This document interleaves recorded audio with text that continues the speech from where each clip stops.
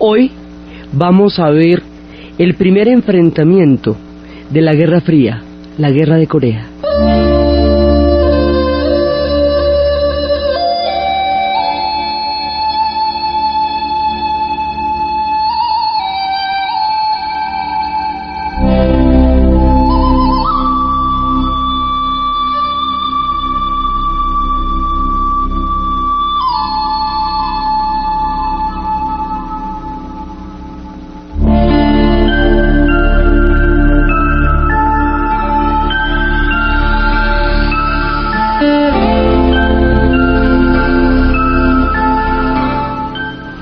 La vez pasada estábamos viendo la Revolución China y cómo la Revolución China, siendo un proceso tan particular de la historia de esta milenaria civilización y cómo de la manera como ellos consiguen retomar su rumbo de la historia, van a quedar metidos en la Guerra Fría por la política de bloques y de polaridad que ya en ese momento estaba instalada. Cuando triunfa la Revolución China, en ese momento habíamos visto como las tropas nacionalistas al mando de Chiang Kai-shek, que estaban en el poder en China en el momento en que se definió el triunfo del Partido Comunista, van a pasar a Taiwán y se va a formar una China nacionalista en la pequeña isla de Taiwán. Y va a quedar una chinota grandota que es la República Popular China en el gigantesco continente con sus 9 millones de kilómetros cuadrados. En ese momento, el Consejo de Seguridad de la ONU va a declarar que la chinita chiquita de la islita taiwanita va a ser la representación de China ante el Consejo de Seguridad. ¿Se acuerdan que el Consejo de Seguridad de la ONU tiene 5 miembros permanentes y el resto de los miembros son rotativos y la Asamblea General vota, pero el Consejo de Seguridad es el que decide a la hora del té y es el que puede ejercer el derecho al veto? O sea que eso ya quedó con un poder de decisión que tienen unos que no tienen otros. Esa, digamos, era el venenito del Consejo de Seguridad y era la manera de asegurarse de que las potencias pudieran tener capacidad efectiva de decidir. Entonces el Consejo de Seguridad puede votar una cosa, la Asamblea General puede votarla, pero el Consejo y los miembros del Consejo tienen el poder de veto. ¿Quiénes son esos miembros del Consejo? Los triunfadores de la Segunda Guerra Mundial. O sea, los Estados Unidos, la Unión Soviética, la Gran Bretaña, Francia y ahora Chinita Chiquitica. Chinita Chiquitica, que llamamos Taiwán, va a quedar como miembro permanente del Consejo de Seguridad y va a ser reconocida por la ONU como el régimen legítimo de China, desconociendo a Chinota Grandota República Popular al mando de Mao Zedong, porque Chinota Grandota es comunista y Chinita Chiquita es nacionalista y queda del lado de los antiguos países aliados, digámoslo así. Aquí se nos forma el problema de las dos Chinas y el problema todavía está ahí. Entonces, de esa manera no reconocen la legitimidad del triunfo de la Revolución China, ni del liderazgo de Mao Zedong al mando de la revolución, ni de Zhou Enlai, ni de todo el grupo de dirigentes que en ese momento están encabezando la revolución, sino que le dan todo el reconocimiento a Chinita Chiquitica. Esto geopolítica y geográficamente no se sostiene porque Chinita Chiquitica es una isla en el mar de la China y Chinota Grandota es medio continente asiático con el tamaño de población más grande del planeta. Es una realidad histórica de aquí a Pekín, como dicen, literalmente hablando. Entonces ahí ya hay una fisura. Los Estados Unidos parquea la séptima flota frente a la isla de Taiwán para evitar que la China comunista intente una invasión a la China de Formosa, a la China de Taiwán, en la isla de Formosa, la China de Taiwán. Y entonces pasea la séptima flota ahí para que hagan fieros. Mire cómo paseamos por aquí para que no invadan.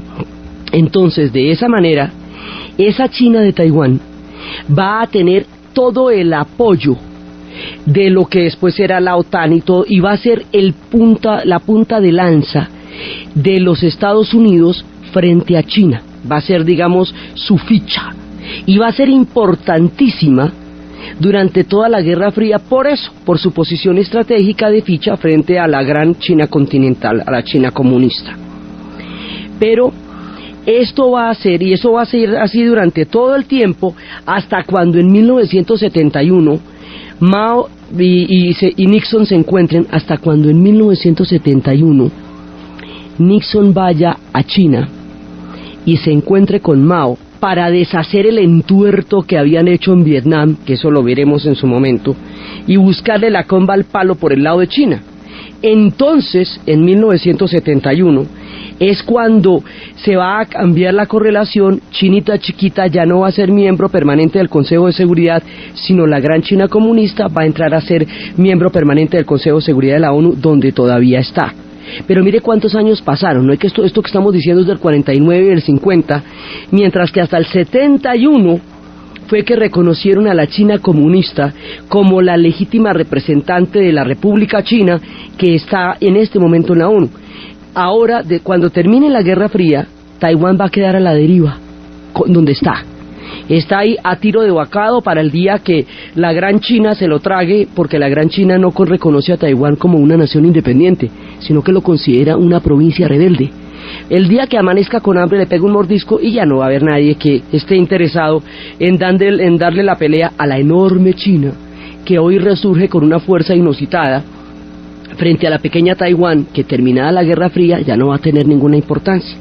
Pero durante la época de la Guerra Fría y hasta 1971, que es cuando se va a dar el asunto entre Nixon y Mao Zedong, esta chinita chiquita va a ser la expresión de la Guerra Fría y la manera como se toman las posiciones que les cuento que se van a ir tomando en todos los sitios del planeta a medida que los conflictos vayan siendo tomados por la bipolaridad. Entonces, en este momento, esta chinita es el puntal. Por el reconocimiento de la chinita chiquita y el desconocimiento de la China comunista, enorme y gigantesca, como miembro permanente de seguridad del Consejo de Seguridad de la ONU, la Unión Soviética se va a poner furiosa, se va a poner muy brava, porque va a considerar que esto es, digamos, un irrespeto muy grande a la República Popular China, desconocer semejante realidad histórica, no aceptarla en el Consejo de Seguridad, sino poner a la chinita chiquita. Por esa razón, la China va a quedar, digamos, en malos términos con la ONU desde el principio, pero sobre todo por esa razón, la Unión Soviética se va a vetar eso, se va a poner brava y va a dejar de asistir a varias reuniones del Consejo de Seguridad como una manera de protestar por el no reconocimiento de la chinota grandota, de la República Popular China, de la China comunista. Durante todo este tiempo, la Unión Soviética sí va a ser un bloque con China, y ese bloque va a durar hasta cuando se presente la disputa chino-soviética, más adelante, que eso va a abrir los caminos de estos dos países. Pero ahorita, en este momento del relato, son un bloque histórico, y la Unión Soviética inmediatamente entra a respaldar a China, y entra a sentar una protesta frente al Consejo de Seguridad de la ONU por no reconocer a la China comunista, y su protesta consiste en que ella no va a asistir a una serie de sesiones. Es por un lado. Por el otro lado pasa lo siguiente: resulta que Corea y Vietnam van a ser países que van a ser divididos por una línea que en Vietnam se llamará el paralelo 17 y en Corea se llamará el paralelo 38. Esta división es arbitraria, es una división completamente artificial, y se hace en un principio, se decía porque se creían los aliados que de pronto las tropas japonesas que no hayan sido derrotadas en batalla pudieran presentar algún tipo de resistencia o de rebelión frente a la orden de rendición incondicional del Japón. Cosa que no hubiera sucedido porque hemos visto cómo el poder del Tenno, el carácter divino del emperador, hacía impensable cualquier tipo de rebelión. Pero era, digamos, como una manera, en principio por eso, luego se volvió un asunto como más práctico, como estratégico, en el sentido en que del paralelo 17 para el norte en Vietnam y del paralelo 38 para el norte en Corea, evacúa la Unión Soviética a las tropas japonesas. y de para el sur evacúan los aliados, entre otras cosas, para que no hubiera, digamos, problemas en que la Unión Soviética y los Estados Unidos los ejércitos se fueran a disparar los unos con los otros en el momento de evacuación de tropas. Era, digamos, una medida práctica desde el punto de vista de los que están invadiendo y de los que se están repartiendo el mundo. Desde el punto de vista de los países, esto no tiene nada de práctico y nada de chévere. Entonces, como aquí vamos a ver siempre dos niveles, ¿no? Un nivel en el que los países desarrollan su historia y otro nivel en que las potencias deciden su destino. Y esto, desde la Segunda Guerra Mundial y durante la Guerra Fría, siempre va a ser otra constante de nuestro relato. Lo que llamamos que una cosa piensa el burro y otro el que lo está enjalmando. Entonces, resulta que hacen esas divisiones. Esas divisiones no quieren decir ni que Corea ni que Vietnam estén divididos física ni geográficamente por eso. Son puras artificios de la manera como estos pueblos van a quedar después de la Segunda Guerra Mundial, porque estos pueblos fueron invadidos por los japoneses, ¿se acuerdan? Todas las tropas continentales de Japón van a entrar por Corea. Corea está enferma de geografía, pueblo milenario, con unas tradiciones magníficas, con un ingenio increíble, con una cultura riquísima. Tiene el gravísimo problema de quedar en una península que limita con China, Rusia y Japón, ¿cómo te parece? Entonces, pues, ¿quién va a notar ella lo sensacional que es si está metida entre tres grandes a lo largo de la historia que se la han repartido? Eso se llama estar enfermo de geografía, como le pasa a los polacos. Y las enfermedades de geografía a veces se pueden volver enfermedades de geopolítica, que es lo que le va a pasar a Corea durante los 50. Le va a caer encima la geopolítica. Entonces, esta Corea, que perteneció tanto tiempo a China, que le fue arrebatada por Japón cuando empieza el proceso de expansión japonesa, que va a ser durante toda la Segunda Guerra Mundial humillantemente invadida por Japón, y Japón va a llevar muchos de sus hombres coreanos a trabajar como esclavos en la isla japonesa. Ahí todavía hay colonias coreanas que son, digamos, difíciles de asimilar en el mundo japonés, que va a llevar a muchas de sus mujeres como prostitutas en las mujeres de confort, que era la institución de llevar mujeres prostituidas a la fuerza para placer de los ejércitos japoneses, cosas que todavía no se han cobrado, cosas malucas que quedaron de la guerra. Cuando Japón pierde incondicionalmente, tiene que retirar las tropas de allá, tropas no vencidas, tropas no derrotadas en batalla. Entonces Corea queda en manos de los Estados Unidos y de la Unión Soviética. O sea, mire la historia de Corea tan tenaz. Todo ese tiempo debajo de China, luego se la quita a Japón. Cuando derrotan a Japón, cualquiera diría que le tocaba el turno de autonomía a Corea. Pues no, se la van a dividir entre los Estados Unidos y la Unión Soviética y va a quedar formando parte de la Guerra Fría. Luego esto va a ser un drama de nunca acabar. Todavía Corea no es una nación, son dos naciones hechas por esta lineecita que iba a ser por la mañana. Era como que al mediodía quitábamos la línea. Entonces, estando dividida por este artificio del paralelo, los paralelos son líneas artificiales, no, eso no existe. Esos son líneas que el hombre se inventó para cuadricular la Tierra y poderla medir, pero ellos no existen en la realidad, ni los paralelos ni los meridianos existen físicamente, son coordenadas, como la séptima y la Caracas, existen en la mentalidad de la manera como se cuenta el mundo. Entonces, cuando usted divide por un paralelo, usted está trazando una línea imaginaria a partir de la cual decide hacer una cosa o la otra. Entonces, Corea va a quedar ahí atenazada. En la parte norte va a haber un personaje que se va a llamar Kim Il-sung. Kim Il-sung va a crear un proyecto comunista, porque en esta época, además, los procesos de descolonización y de autonomía se van a equiparar con procesos de redistribución del ingreso, porque va a ser una época en que se va a poner de evidencia la pobreza tan grande que va a haber en muchos países.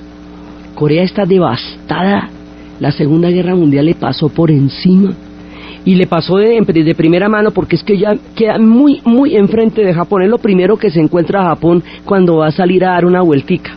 O sea, cualquier vuelta por el vecindario, lo primero que se ve es Corea camino de Manchuria. Entonces, en ese momento, Corea va a quedar la parte norte del paralelo 38 para el norte que los soviéticos custodian y se supone que están evacuando, ahí va a surgir un líder que se va a llamar Kim Il-sung. Kim Il-sung, quien fundó una dinastía además, pues, quiere reunificar a todo el país de Corea alrededor de un proyecto comunista.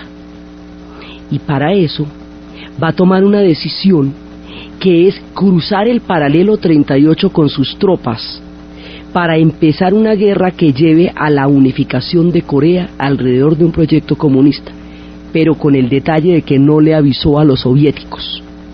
Al no avisarle a los soviéticos, esto se vuelve un hecho cumplido. Entonces no hay, digamos, no hay ni siquiera un momento en que los soviéticos le digan si apoyamos, no apoyamos, si nos parece, no nos parece. Pues no tiene la capacidad de decidir en el momento si se va o no a hacer ese ataque. El ataque se dio, estamos con un hecho cumplido.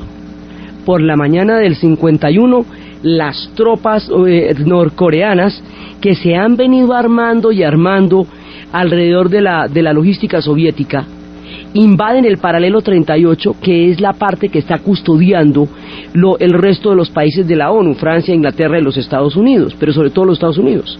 Entonces despiertan con la llamada a Truman y Truman le paran los pelos y va y le pregunta a MacArthur, y MacArthur, que es un tipo absolutamente belicoso, le dice, ¿sabe qué? Ataquemos porque mire, esto es una agresión, o sea, Corea del Norte está cometiendo una agresión y Corea del Sur no tiene el armamento para defenderse de eso, y si nosotros no atacamos, entonces van a reunificar el país y nos van a sacar de ahí. Ahora, la ONU se creó, entre otras cosas, para evitar que un país agreda a otro porque sí. Esto es, digamos, una cláusula fundacional de la Organización de las Naciones Unidas, tal como lo concibió el mismísimo Roosevelt en el momento en que la fundó. ¿Por qué? Porque este es el aprendizaje histórico y la lección frente a la guerra relámpago de Alemania en la Segunda Guerra Mundial. La Segunda Guerra Mundial estalla porque Alemania, diciendo que puede ser atacada, ataca primero por aquello de que el que pega primero pega dos veces. Entonces, como Alemania atacó mediante la guerra relámpago, alegando que ella podía ser atacada, y así empezó la Segunda Guerra Mundial. Ahora, la ONU pone una mordaza y puede convocar a los países a atacar si un Estado, sin previa provocación, ataca a otro y se lo pretende anexar y dice que él lo puede atacar porque de pronto va a ser atacado por él. Es decir, la guerra preventiva se vuelve una de las razones por las cuales existe la ONU, para impedir que haya guerras preventivas. Mira tú. Entonces, resulta que en ese momento, por eso es muy importante que nos acordemos quién es la ONU y para qué está ahí, ahora, en estas épocas. Entonces resulta que esto en todo sentido es una agresión. Corea del Norte ha cruzado el paralelo 38, ha invadido a Corea del Sur. La resolución de la ONU de atacar no puede ser vetada por la Unión Soviética, quien tiene poder de veto y podría haber vetado esa decisión y podría haberse opuesto, y su poder de veto vale porque es uno de los miembros permanentes del Consejo de Seguridad. ¿Por qué? Porque la Unión Soviética no está yendo a las sesiones del Consejo de Seguridad porque está brava con la ONU, porque no le han reconocido a la China comunista. Entonces sienta una protesta no yendo. Al no ir, no veta. Al no vetar, la decisión está tomada.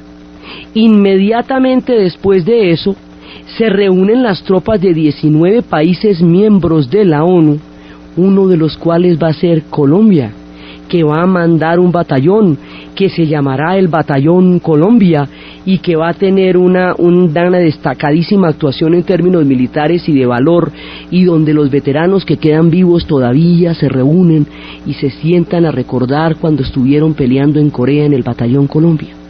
Entonces la ONU se moviliza, los pueblos adscritos a la ONU, y empiezan a atacar para devolver a las tropas norcoreanas al límite del paralelo 38, que era, digamos, el límite convenido que no debían cruzar.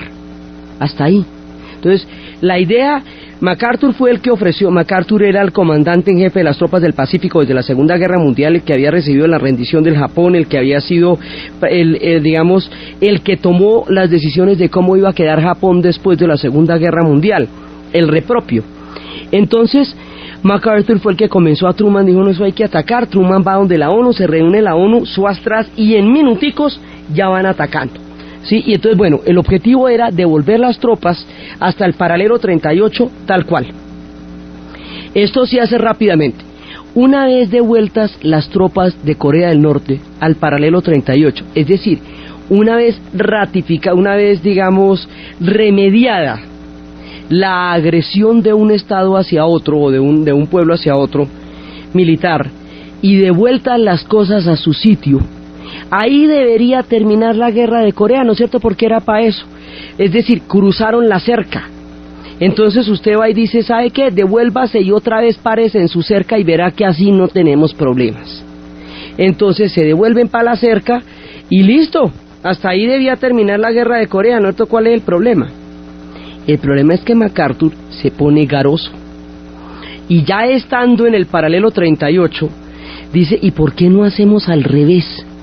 ¿Cómo le parece si más bien nosotros invadimos, cruzamos el paralelo 38, invadimos Norcorea y reunificamos esta nación bajo un régimen democrático libre pro-norteamericano que son los que nos gustan a nosotros? Es decir, la misma cosa, exactamente la misma cosa, pero al revés. Kim Il-sung quería reunificar Corea alrededor de un proyecto comunista atravesando el paralelo 38. Ahora MacArthur quiere reunificar Corea alrededor de un proyecto capitalista norteamericano atravesando el paralelo 38. Para el uno, el otro. Entonces ahí es muy grave porque usted está haciendo exactamente aquello por lo cual atacó al otro por haber hecho. O sea, reproduce usted exactamente lo mismo que usted critica. Lo mismo, le da la vuelta a la moneda. Entonces lo que está criticando no es que lo hagan, sino que lo hagan los otros. Eso es básicamente el problema. Por eso es que la Guerra Fría tiene ese tono farsudín. Entonces lo va a cruzar. Al cruzar el paralelo 38, Zhou Enlai, de la China comunista, le manda a advertir a los Estados Unidos a través del embajador de la India que dejemos las cosas quietas. Le dice, ustedes si se meten en una guerra en Norcorea y si se meten a invadirla y si me llegan a atravesar el río Yalu, que es el límite de Corea con China, yo me meto, le advierto, se lo tengo dicho. ¿Por qué? Porque Corea del Norte limita con la Manchuria, y la Manchuria es el área de seguridad más importante de la China, ya recuperada después de la invasión japonesa, después de que eso se había vuelto Manchukuo, después de que por ahí los habían invadido y habían nombrado a Puyi como un emperador títere en ese momento. Me he dicho, todo el problema con Japón fue el tema de la Manchuria. Ya tienen la Manchuria suya para garantizarla ellos. Es su zona de influencia, es su zona de seguridad ahora que estamos en la Guerra Fría, donde las áreas de influencia son el determinante geopolítico y se hacen valer en todo rigor. Estando en Corea del Norte, usted ya está en los bigotes de la Manchuria y ahí está en la China. O sea, esto ya se vuelve un problema con los chinos. Entonces se les advierte y se les dice y se les reconviene.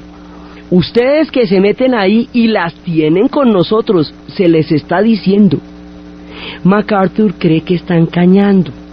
MacArthur no se imagina lo serios que son los chinos y lo que dicen, lo dicen. Entonces él le dice a Trump, estos se están escañando, ¿qué? Metámonos ahí. Y entonces ahí ya no tocaba, o sea, este pedazo de la guerra ya no toca, porque el objetivo de parar lo que había que parar, que era devolver esto a la cerca, al paralelo 38, ya se cumplió. De aquí para adelante viene una arrogancia geopolítica que le va a costar a Corea muchísimo dolor, porque esto ya no toca. Esto ya es, digamos, una mostrada de dientes de una zona con la otra. Aquí ya la Guerra Fría se empieza a enfrentar en todos esos conflictos fragmentarios a través de los cuales se va a enfrentar la Guerra Fría durante toda su existencia. Entonces les da por meterse allá. se meten a Corea del Norte y efectivamente cruzan el río Yalu. Y ahí sí tan las tienen. En el momento en que cruzan el río Yalu, China ataca.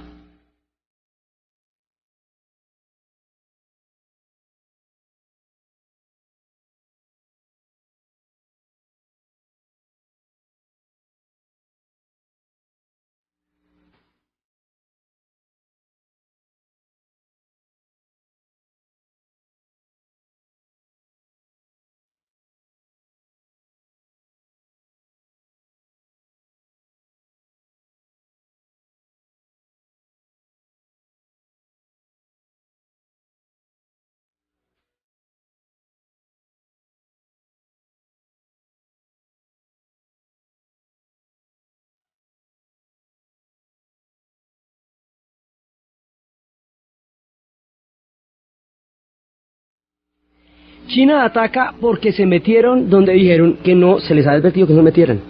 MacArthur había dicho, eso hacemos una guerrita rápida y, mire, no hay guerritas rápidas, eso no existe, hay guerras. Y una vez que usted empieza una guerra, usted no tiene ni idea, ni cuándo va a terminar, ni cómo va a terminar, ni cuánta gente va a morir, ni qué tipo de destrozos va a causar. Todo el mundo se cree dueño de determinar un curso de la guerra, y el curso de la guerra es uno de los más macabros misterios del hombre, porque una vez que una guerra comience, eso tiene una dinámica propia, y usted ya después no sabe qué va a pasar ahí. Y eso, cuántos horrores hemos visto y seguimos viendo por el esquema de una guerrita rápida. Esto es, madrugamos, hacemos la que tanto es, hacemos la guerrita y 1, 2, 3, no señor, eso no es así, nunca es así. Entonces, nada que lo aprende. Bueno, entonces llega China y dice, tome, y ataca a China con todos los hierros. China acaba de hacer una revolución, está en pura, la tiene, o sea, tiene todo claro. China ataca. En el momento en que China ataca, y teniendo Corea los pertrechos permanentes de la China, y teniendo en cuenta que la China en este momento del relato es un bloque con la Unión Soviética, y que la Unión Soviética tiene bombas atómicas, ya las tiene, esto nos puede armar un lío grandísimo, tan grande, que hay que mirar a ver cómo hacemos. Entonces MacArthur, que es todo belicoso y está entusiasmado con la Segunda Guerra Mundial, le dice a Truman, no, ¿sabe qué? Echémosle una bomba atómica a China, a ver, chino. Entonces es cuando Truman le explica, MacArthur, te veo fatigado, te voy a explicar una cosita. Mira, ¿cómo te parece que la Guerra Fría es contra la Unión Soviética en Europa, no contra China en Asia? Si le mandamos una bomba a China en Asia, estaremos haciendo una guerra en el país equivocado, en el continente equivocado, contra el enemigo equivocado. ¿Comprendes, MacArthur? Yo te recomiendo que te tomes un tecito y te descanses, porque te veo fatigado y alterado.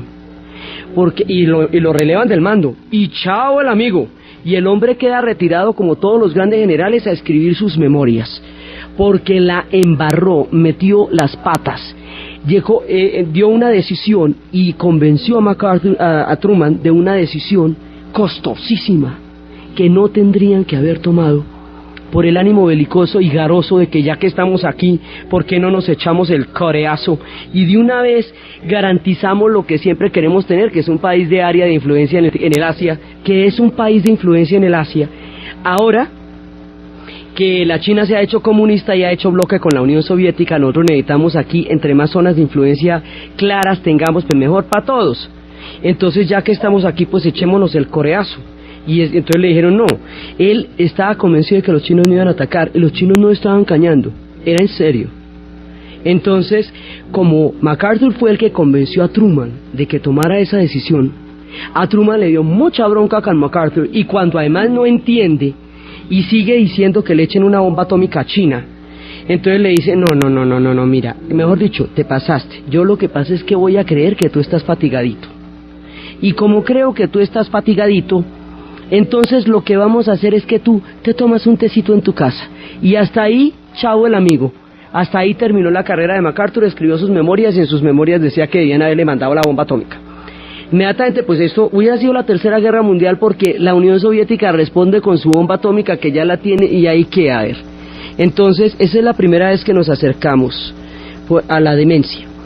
Entonces vamos a hacer es un amnisticio tranquilamente para que quedemos en tablas, porque ya llegamos a un punto en que se corrigió la agresión al devolver las tropas, pero al agredir usted pierde la legitimidad, queda inhabilitado futbolísticamente, ¿ve? Porque vuelve y hace aquello para lo cual procedió.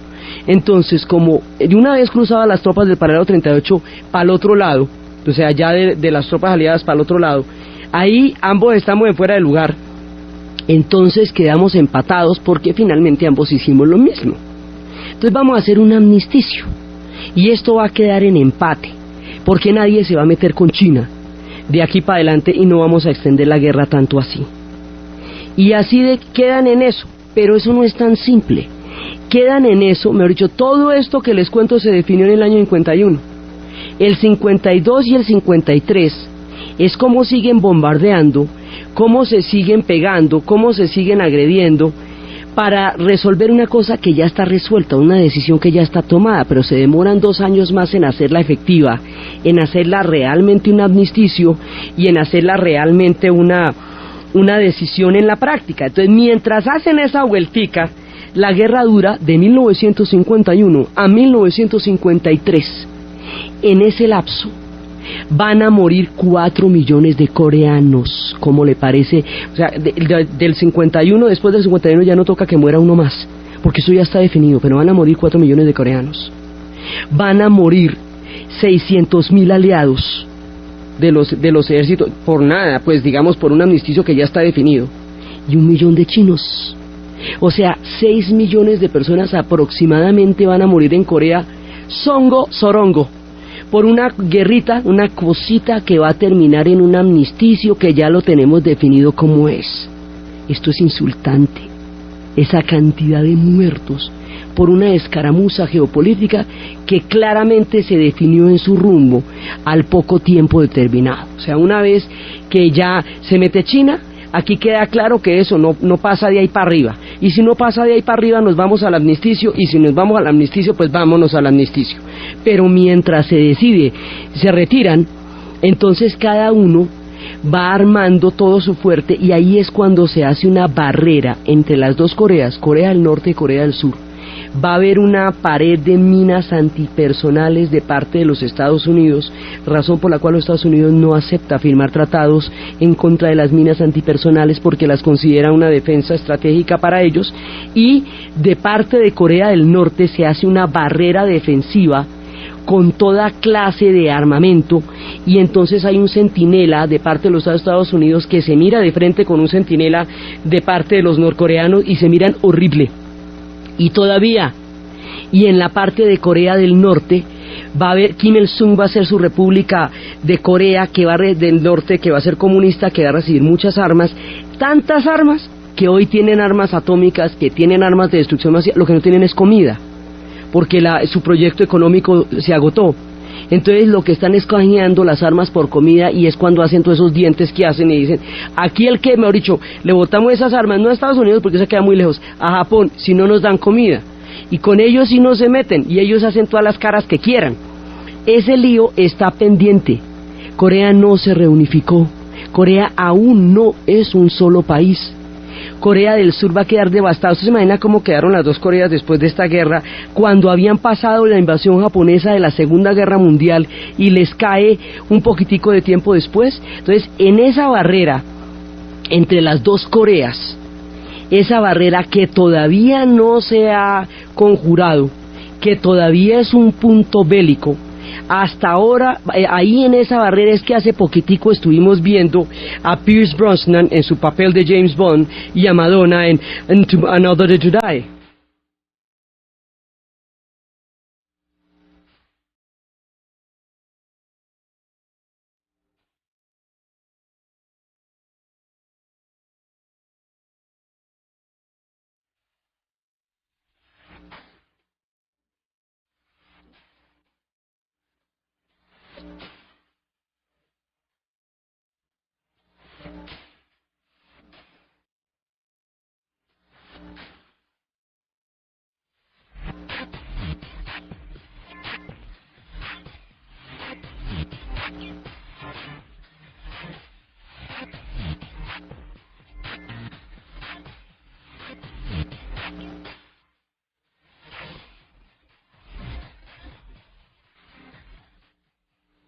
esa película que vimos hace poquitico tiene que ver con el lío que estamos contando de las dos Coreas, porque esa barrera sí hay, y esa barrera tiene armas de destrucción masiva, y ahí están todos los juguetes más peligrosos que usted se imagine, y Corea del Norte las canjea por comida, y muchas veces los coreanos del norte y los coreanos del sur hacen marchas para reunificarse, para reencontrarse, porque es un pueblo dividido, de familias rotas, atacado por la geopolítica de la Segunda Guerra Mundial, de la invasión japonesa, de la Guerra Fría, un pueblo que ha padecido cosas inmensas. Corea del Sur va a ser un milagro económico absolutamente increíble para ser el país que hoy es. Corea del Norte va a hacer lo suyo dentro del comunismo como ella creyó que fuera, pueblos valiosos, meritorios, laboriosos, apalastados por la geopolítica y por un montón de decisiones que se toman en mesas que no son las suyas, que se toman en países que no son los suyos y cuyas consecuencias pagan ellos. Este será el modelito de la Guerra Fría.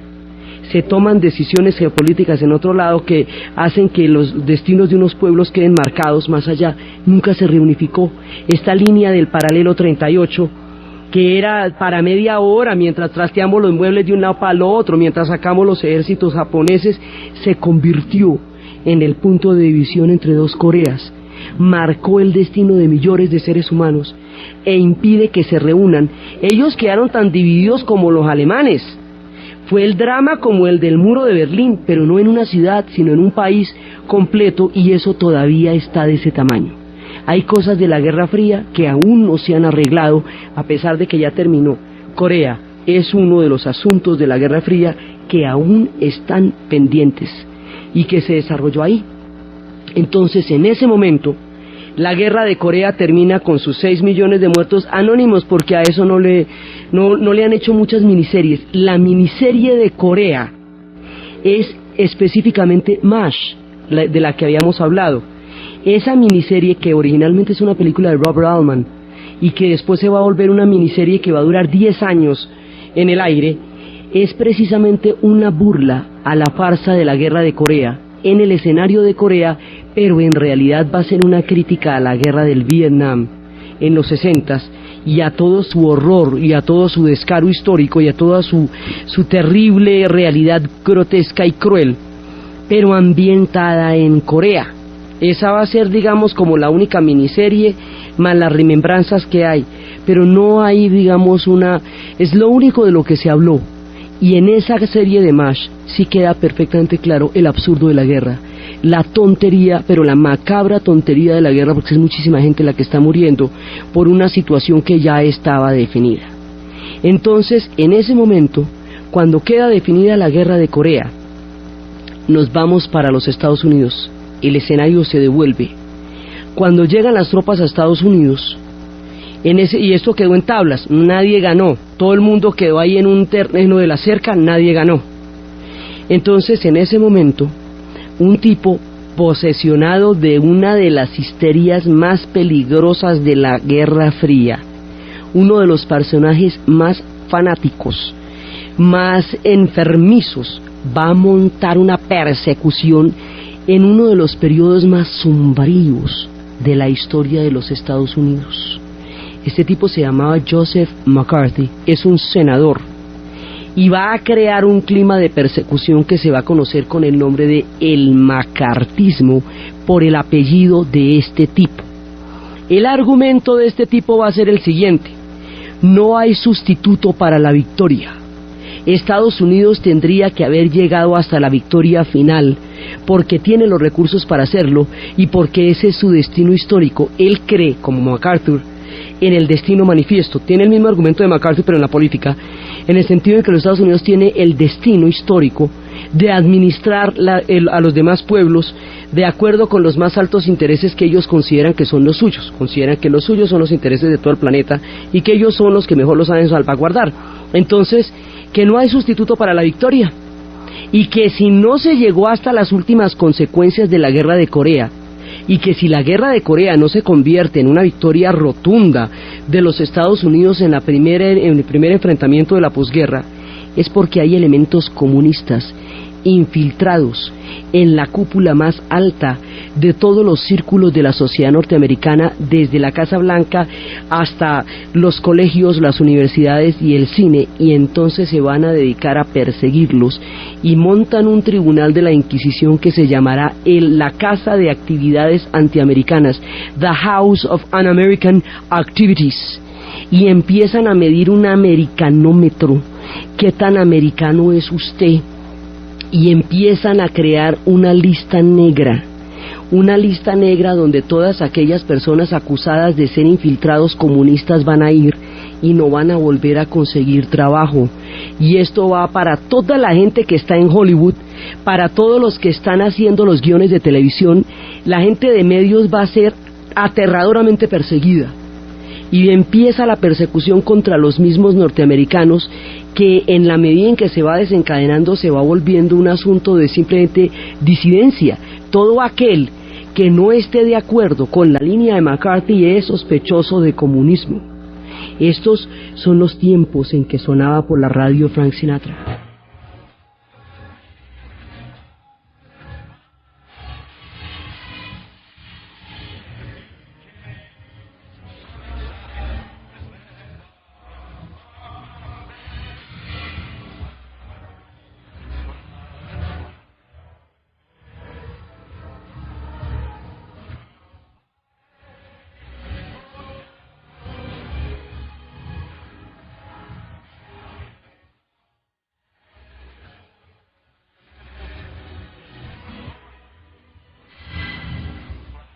En ese momento, en Estados Unidos la cosa pone color de hormiga y la Guerra Fría llega al interior de la sociedad norteamericana. Esto es la Guerra Fría en casa.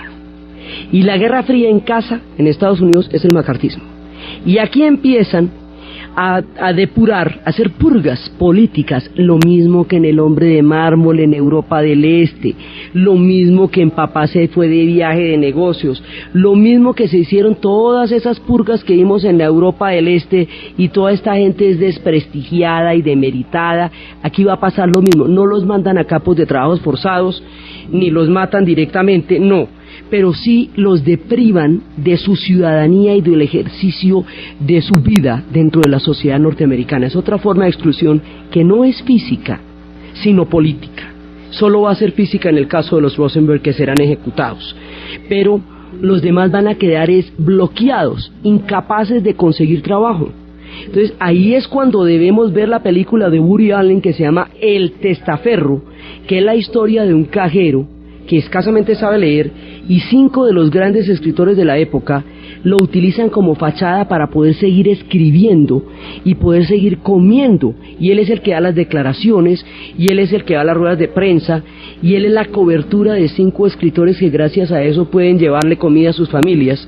Y es una comedia terrible, porque es como este tipo tiene que cambiar, cada vez que hay que cambiar un guión le toca meterse en un cuarto oscuro, porque como él no escribe nada, para que el otro se trepe por la ventana y le dé el cambio del guión, y hay una mujer que se enamora de él por lo inteligente que es, y el tipo no sabe casi ni leer, y es a través de eso van mostrando cómo se dio el fenómeno de la lista negra. El director de esta película se llama Martin Ritt, y con excepción de Woody Allen y el otro amigo de él, todas las demás personas que aparecen en esta película fueron lista negra del 51, del 53.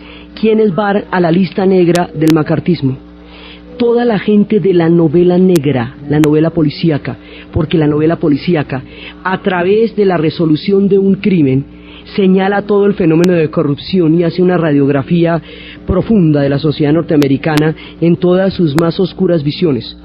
Entonces, esto significa que Lillian Hellman, Dashiell Hammett, todos los grandes de la novela negra, y además para colmo de males, en ese momento los Estados Unidos tiene una generación brillante de escritores, y esa generación tan brillante de escritores va a quedar opacada en la lista negra, porque son tiempos de persecución intelectual.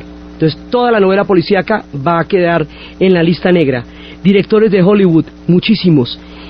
Actores de Hollywood, muchísimos, pero no solamente usted lo pone en la lista negra, sino que además ponen a las personas a sapear a los otros. Usted lo cita al Comité de Actividades Antiamericanas y usted tiene que decir quiénes de sus amigos están involucrados en actividades comunistas, exactamente lo mismo que a usted le tocaba en los archivos de la Stasi en Berlín, donde lo mismo le tocaba espiar a sus más allegados para el comité, como en el otro lado para Berlín, para la Stasi, exactamente lo mismo, la una y la otra cara de la moneda.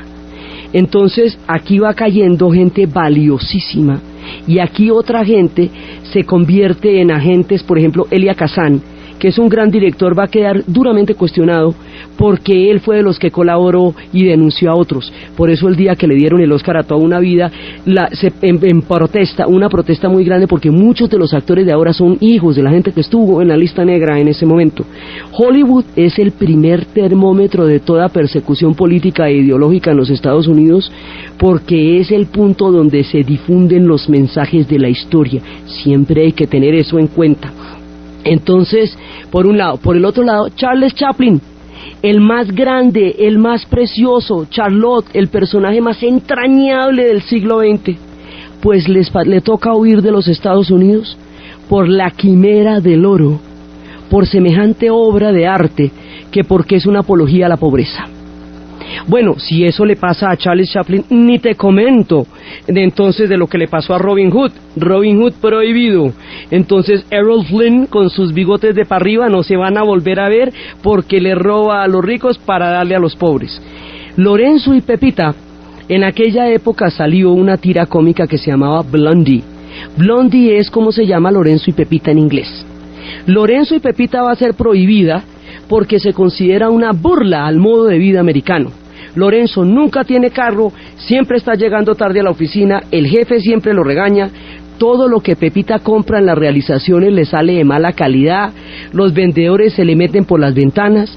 Lorenzo no es un triunfador, no quiere llegar alto en la escala americana, sino comerse un sándwich en paz y estar tranquilito, y que los vendedores no le metan en la bañera. El esquema de un tipo que solamente quiere comerse un sándwich, que siempre está pidiendo un aumento y que no quiere ser un triunfador, resulta una burla al modo de vida americano, en donde en los 50s todo era pujanza, todo era progreso, todo era ascenso, y todos tenían que ser triunfadores como John Wayne para poder encajar en el perfecto americanismo. Las historias de cómo esto nos van a llevar hasta los Rosenberg, de cómo esto nos va a llevar hasta los espías, y de cómo se nos va a preparar otra guerra después que va a suceder en Vietnam, es lo que vamos a ver en los siguientes programas. Entonces, desde los espacios del río Yalu, desde el apacible pueblo de Corea, atenazado en una guerra geopolítica de las primeras de toda la confrontación de la Guerra Fría, desde la mirada inquisidora de la China en la Manchuria, desde la irresponsabilidad de MacArthur en sus decisiones, y el pobre pueblo de Corea que queda atenazado entre una y otra, y Madonna con su Another Day to Die, y los días que todavía quedan por definir el destino de Corea, y todas las lecciones históricas que aún nos tienen que dar estos episodios, en la narración de Ana Uribe, en la producción Jessy Rodríguez. Y para ustedes, feliz domingo.